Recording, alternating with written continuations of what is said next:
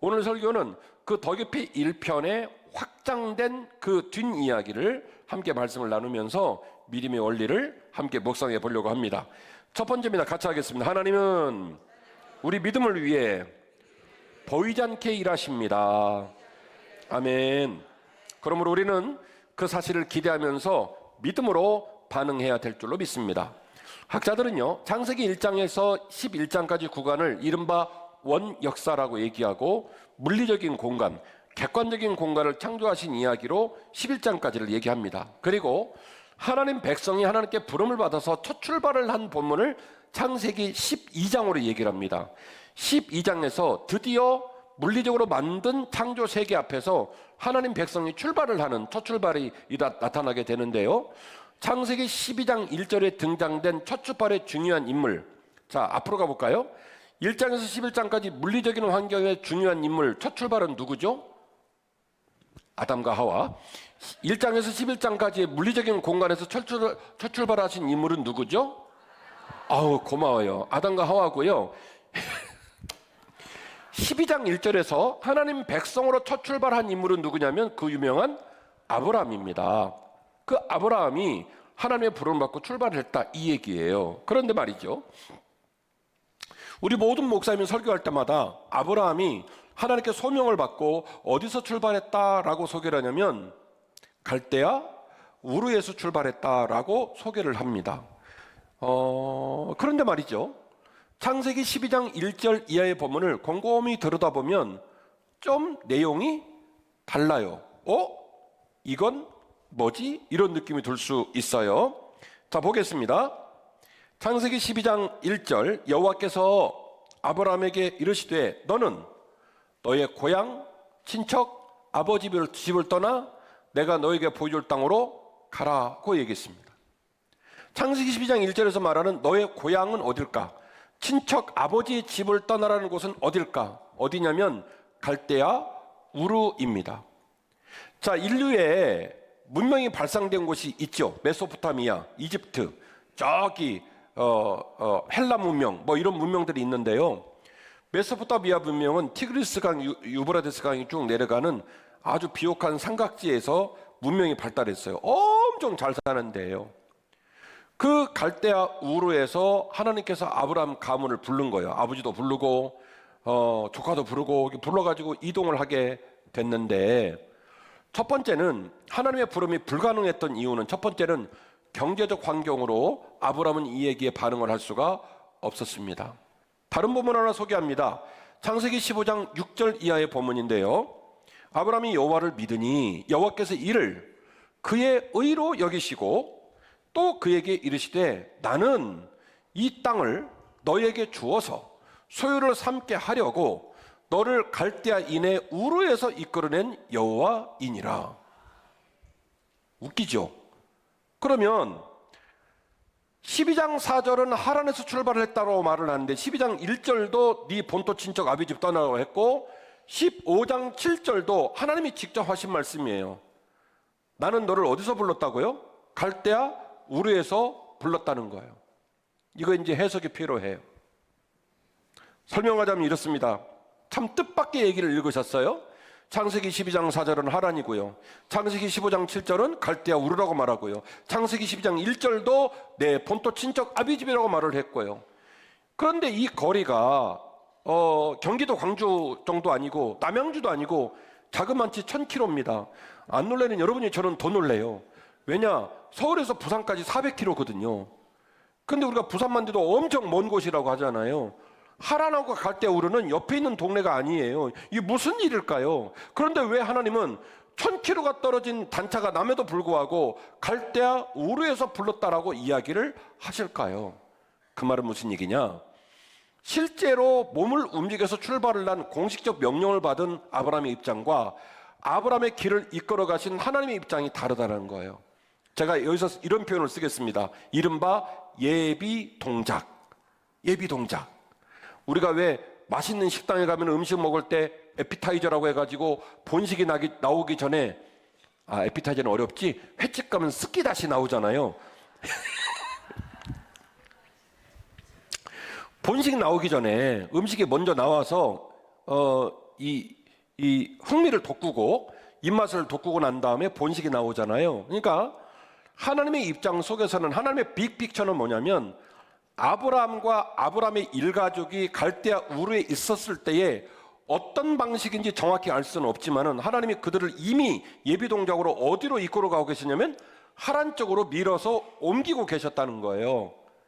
그리고 하란에서 하나님이 정확한 공식적 명령으로 아브라함을 콜하셔서 아브라함이 아멘하고 따랐는데 하나님은 뭐라고 말하냐면 네가 떠난 곳은 하란이 아니야. 어디라고 말씀하시는 거예요? 갈대아 우르. 그러니까 하나님의 섭리와 하나님의 그 팔의 넓이와 하나님이 하신 일의 범주하고 사람이 느끼는 범주가 좀 달라 보입니다. 그죠? 사람은 어디에 특정을 해요? 그냥 하란에 꽂히잖아요. 예, 의정부에 꽂히고, 예, 이번에 저 김남숙 권사님 어디 가셨어? 저 이사 갔었죠? 그 이사 간 집에 꽂혀갖고 거기에 하나님의 임재가 있냐 없냐 뭐 이제 고민을 할 거 아닙니까? 신방 받을 거죠? 그럼 가가지고 제가 또 축도해주고 막 또 하나님 창문으로도 출입문으로도 사탄막이 들어오지 않게 하시고 막 축복하잖아요. 우리는 지금 살고 있는 땅, 어떤 사람, 어떤 장소에 막 집중을 하잖아요. 근데 하나님은 말씀하시는 거예요. 얌마, 내가 너를 돌볼 때 그렇게만 돌보는 줄 아니? 그 전에도 돌봤고 앞으로도 돌볼 거고 내가 너를 두 팔 이렇게 벌려서 돌본다. 아멘 하실 타이밍이었어요. 그러니까 하나님은 말하는 거예요. 얘야, 네가 갈대아 우르에 있을 때부터 내가 너를 이끌었어. 내가 너를 그때부터 지키고 내가 너를 이끌었어. 그렇게 얘기해요. 그래서 말합니다. 나는 너를 하란에서 부른 하나님이 아니라 갈대아 우르에서 부른 하나님이다. 이렇게 이야기를 해주고 계시는 겁니다.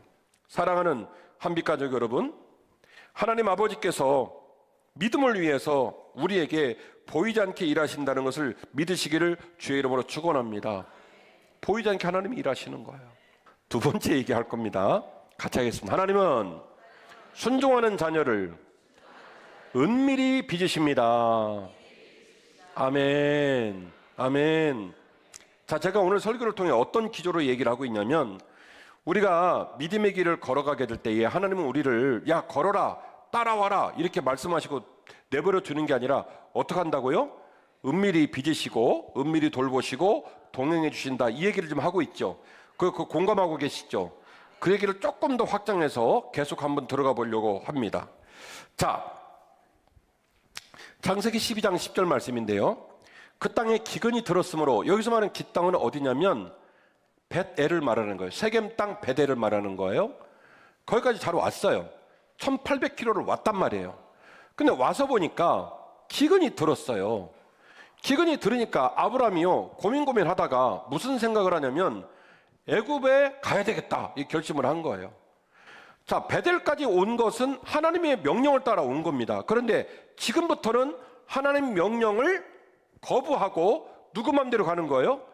내 맘대로 가는 거예요. 기근이 있다는 이유로 고난을 당했다는 이유로 어떤 결정을 내리는데 애굽 내려가겠다 결정을 내리고 그리로 내려가게 됩니다. 그리고 성경은 그 이유와 명분을 다음과 같이 말합니다. 그 땅의 기근이 심했기 때문에 아브라함이 그런 결정을 내릴 수밖에 없었다. 이렇게 얘기를 하는 거죠. 잘 아시는 것처럼 그렇게 내려가 가지고 애굽에서 참 어려움을 겪습니다. 가다 보니까 자기 부인이 생각이 나는 거예요. 여보, 살아. 여보 왜요? 자네 이쁘잖아. 눈깔은 크고 모가지는 길고 얼굴은 조그만하고 그냥 쌍꺼풀에다가 코는 오똑하고 누가 봐도 이쁘잖아. 아니 그렇게 말해줘서 고마워요. 이쪽 보고 해야지. 고마워요. 그러니까 아브라함이 제안을 해요. 당신 너무 이뻐서 내 아내라고 그러면 애굽 사람이 나를 죽여버리고 자네 뺏어갈 것 같아. 그러니까 여보 그냥 애굽 가서는 누이라고 하자. 그랬더니 장로님들 사라가 진짜 좋은 여자예요. 야, 이 썩을 인간아. 이게 말이나 되는 소리냐 막 이렇게 하지 않고 뭐라고 말하냐면 그러시죠 이랬네요. 그래갖고 이제 남편과 아내가 뭐가 되냐면 누이 사이가 된 거예요. 그걸 갔어요. 가니까 애굽에 있는 장관들이 막 와 이쁘다 막 해가지고 결국 누구에게까지 그 얘기가 들어가냐면 바로 왕에까지 들어가가지고 바로 왕이 사라를 취하려고 했걸랑요. 하나님이 놀래가지고 바로에게 벌을 내립니다. 그 바로가 완전 놀래가지고 사실은 누이가 아니라 부인이었다는 걸 알게 돼요. 그래서 다시 이제 빠꾸 돌려주는, 자, 이런 복잡한 이야기를 벌린 인간이 바로인가요? 아브람인가요? 네, 아브람. 대답 잘하신다. 아브람이에요. 잘한 거예요? 못한 거예요? 못한 거죠. 쪽팔린 거죠. 그죠? 좀 못났어, 이 어르신이. 이래가지고 자기 부인을 돌려줍니다. 돌려주는데요, 이상한 부문이 나와요. 창세기 12장 16절입니다. 띄워주세요. 시작. 이에 바로가 그로 말미암아 아브람을 후대함으로 아브람이 양과 소와 노비와 암수 나귀와 낙타를 얻었다. 뭐라고요? 얻었다. 그러면 여기서 말하는 양, 소, 노비, 암수, 나귀, 낙타는 사실은 누구 거예요? 아브람 거예요? 바로 거예요? 바로 거예요. 바로가 선물로 준 거예요. 선물로 준 건 뭐냐면 사라한테 말하자면 위자료를 준 거예요. 남의 부인인 당신을 내가 험하게 다룰 뻔했으니 너무 미안합니다 해서 보상 차원에서 주는데요. 이 창세기 12장이 기록되고 있는 시절은 신학자들의 연구에 따르면 아직은 낙타가 가축으로 사용되고 있을 때가 아니라고 말하는 학자들도 많아요. 그처럼 창세기 12장의 역사적 배경은 낙타를 흔히 쓰는 시대가 아니에요. 그런데 성경에는 낙타 얘기가 종종 나오죠. 그래서 신학자들은요, 이 낙타에 관하여 다음과 같이 기술하고 있습니다. 뭐라고 기술했냐면, 현대로 말하면 엄청 비싼 외제차, 비싼 차 중에서도 리무진이래. 왜냐하면 낙타가 교통수단이니까. 왕족 정도나 돼야 소유를 하고 있을까 말까 한 교통수단이 뭐냐면 낙타예요. 그러니까 장차관들, 민간인들은 낙타라는 가축을 소유할 수가 없었어요. 누구 정도 대줘야 되냐면 왕족 정도는 대주어야 낙타 옆에 갈까 말까 하는 거예요. 지금이야 그냥 흔하게 낙타 읽지만 창세기 12장 버전으로 따지면 저 명단, 소유의 명단에 낙타 들어가는 것 있을 수 없는 일이다. 다시 명단 볼까요? 이에 바로가 그로 말미암아 아브람을 후대함으로, 격려하고 축복하고 사랑함으로 아브람이 양과 소와 노비와 암수 나귀와 뭐까지 얻었다고요? 낙타까지 얻었다.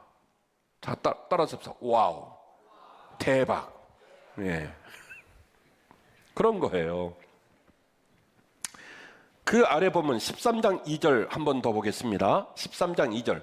자, 앞에 나왔던 위치는 애굽이고요. 13장 2절은 이제 다시 올라왔어요. 어디로 올라왔냐면 벳엘로 올라오게 됐는데요. 그 올라왔을 때 계속 추가적인 보도가 있네요. 아브라함에게 가축과 은과 금이 어떻게 했다고요? 풍부하였다라고 기록하고 있습니다. 고개를 드시옵소서. 자, 창세기 12장 중반부에서 10절 이하에서 아브라함은 어이없는 결정을 내립니다. 기근이 있다는 이유로 하나님 약속으로 그 땅을 지키지 않고 그냥 애굽으로 밀고 내려가요. 이거는 순종이 아니라 방황이에요. 이거는 온전히 선 게 아니라 넘어진 거예요. 못난 거예요. 그런데 말이죠, 하나님은 묘한 분이에요. 하나님은 참 묘한 분이에요.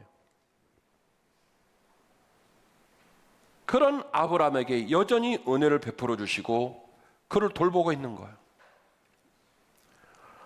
애굽왕 파라오가 심지어 낙타까지 준 거는 둘 중에 하나예요. 괘씸하니까 죽여버릴 수도 있었어요. 자기 나라 사람도 아닙니다. 어디다 대고 나를 이상한 왕 만드냐고 그냥 저 온 가문을 참수하라, 죽여버릴 수 있죠. 그런데 하나님께서 어떻게 바로의 마음을 움직였는지 바로가 마음을 착하게 쓴 거예요.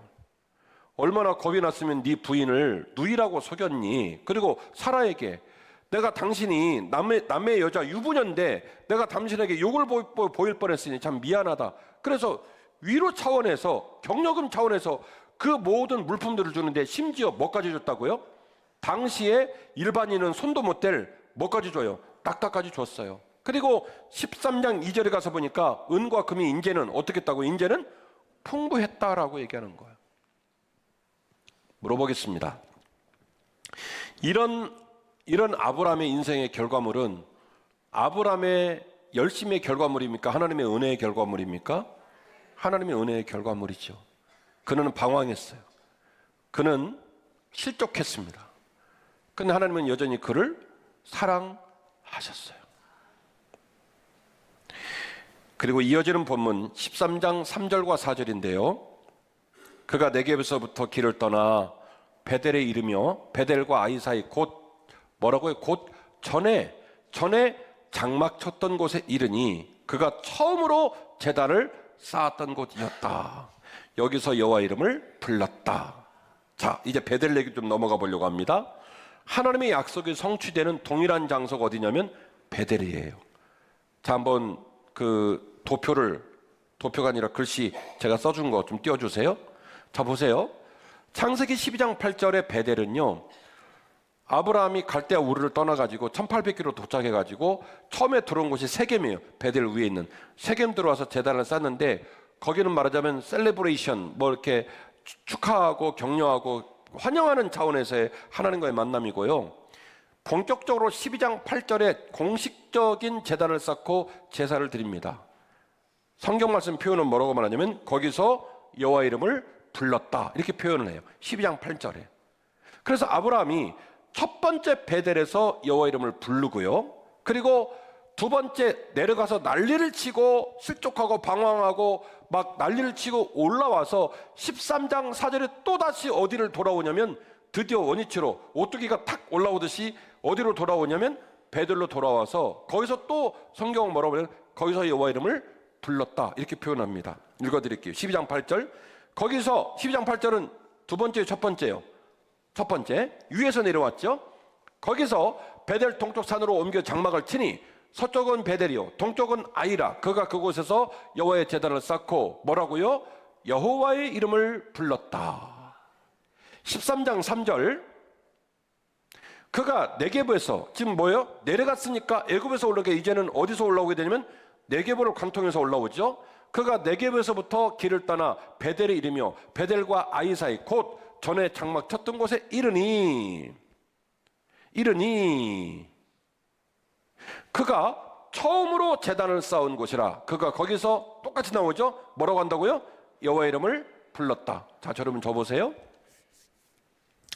저하고 여러분하고 매주일 이곳에서 예배를 드려요. 말하자면 여호와 이름을 부릅니다.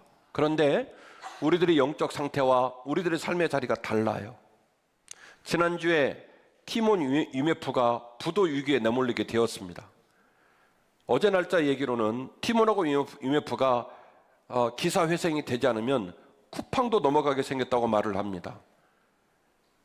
지금 국가에서는 티몬 UMF 사태가 정리가 되지 않으면 그 파생된 결과물로 약 1조 정도의 경제적 손실을 우리나라가 지금 경험하게 될 거라고 얘기를 합니다. 대단히 유중한 상황이고, 우리 성도 가정에는 티몬과 UMF와 연결되어서 이미 짐을 싸가지고 오신 분들이 계세요. 인생이 참 어렵죠. 인생의 길을 걸어가다 보면 갑자기 날벼락이 떨어진 것처럼 어려움 당하는 일이 많아요. 질병에 관한 통보를 받는 것도 마찬가지죠. 오늘까지 멀쩡했는데 의사한테 당신 암입니다. 당신 암인데 3기입니다. 그러면요, 제가 지금까지 본 모든 사람은 똑같아요. 아무리 권위가 있고 아무리 젊고 난리를 쳐도 당신 암인데 3기입니다. 그러면 그 말 듣자마자 사람이 마치 우리 왜 채소 숨이 죽듯이 그냥 온 힘이 빠져나가 버립니다. 못 걸어요. 환자분 입혀놓고 그냥 입원시킵니다. 하룻밤 안녕인 인생.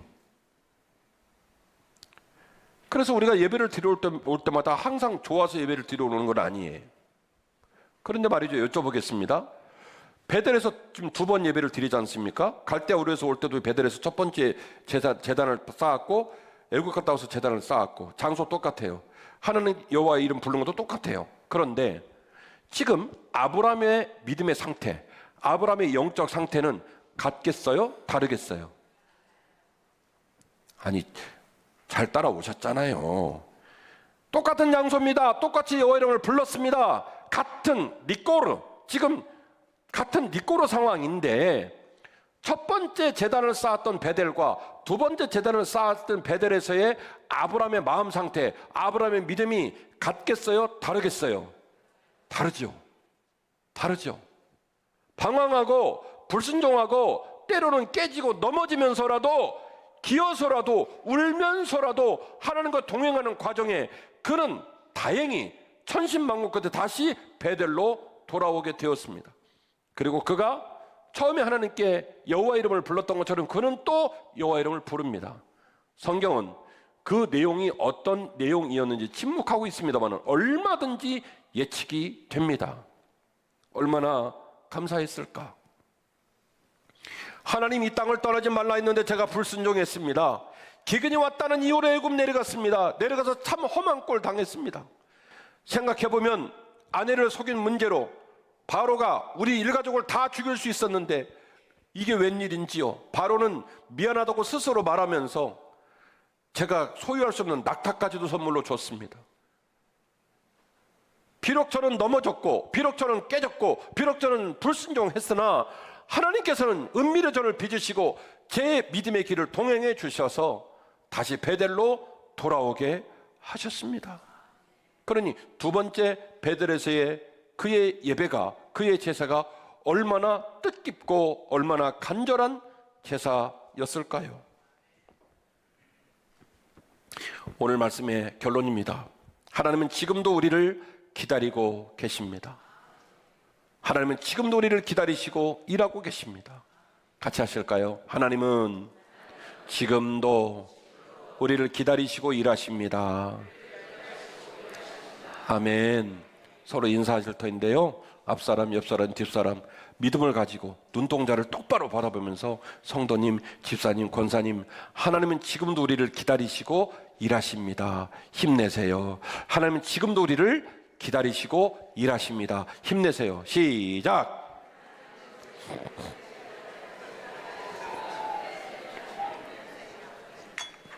할렐루야. 아브라함의 갈대아 우르를 따는 순종에 감추어진 하나님의 예비 동작과 견인을 아브라함은 깨달았어요. 아, 하나님은 나보다 먼저 일하시는구나. 하나님은 내가 생각하는 것보다 더 넓게 나를 이끌어 가시는구나. 견인, 탁 끌어가지고 끌고 가시는구나 라고 하는 것을 아브라함이 깨달았어요.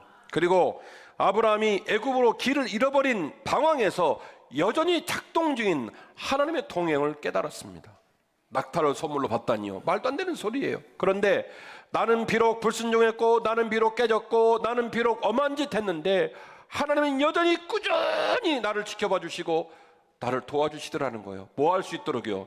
다시 돌아올 수 있도록, 다시 정신 차릴 수 있도록, 다시 목사답게, 다시 장로답게, 다시 성도답게 설 수 있도록 하나님 도와주시더라는 거예요. 그러니까 여러분이 해야 될 일은, 제가 해야 될 일은 포기하면 안 돼요. 포기하면 안 돼요. 물론 목회하고 성도들이 신앙생활을 하면서 실수 안 하면 좋죠. 방황 안 하면 좋죠.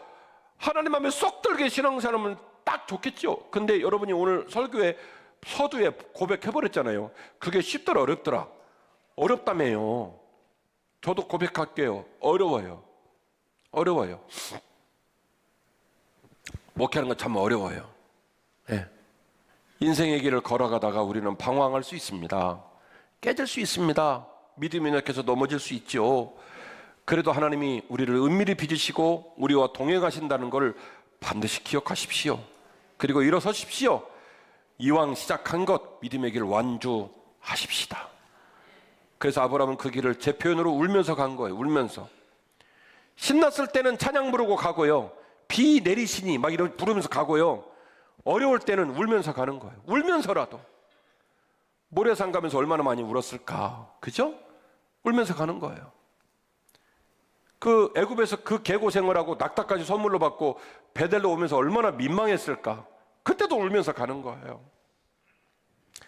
성도 여러분, 우리는 약하지만 여전히 우리를 격려하시고 동행하시는 하나님의 넘치는 사랑을 묵상하시면서 힘을 내셔야 합니다.